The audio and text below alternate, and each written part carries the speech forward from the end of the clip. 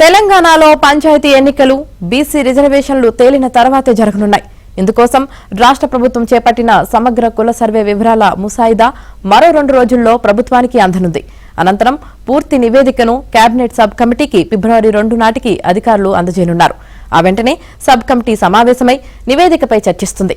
ఆపై రాష్ట్ర మంత్రివర్గం భేటీ అయ్యి బీసీ రిజర్వేషన్ల అంశంపై చర్చించి నిర్ణయం తీసుకుంటుంది.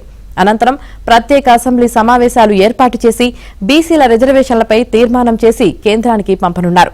దీనిపై కేంద్రం నుంచి సమాధానం వచ్చిన తరువాత రాష్ట్రంలో స్థానిక సంస్థల ఎన్నికలు నిర్వహించాలని ప్రభుత్వం యోచిస్తున్నట్లు అత్యంత విశ్వసనీయంగా తెలిసింది.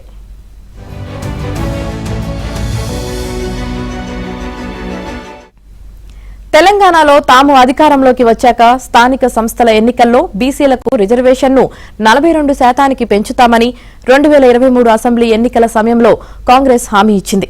ఈ మేరకు కాంగ్రెస్ ప్రభుత్వం ఏర్పాటైన 2 నెలల్లోనే 2024 ఫిబ్రవరిలో కులగణనకు శ్రీకారం చుట్టింది.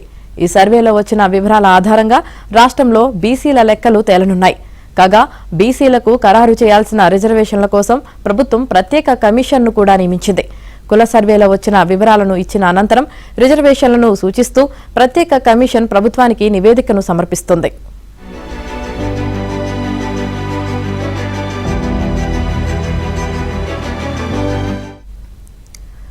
స్థానిక సంస్థల్లో రిజర్వేషన్లు 50% మించరాదని సుప్రీంకోర్టు గతంలోనే తీర్పునిచ్చింది.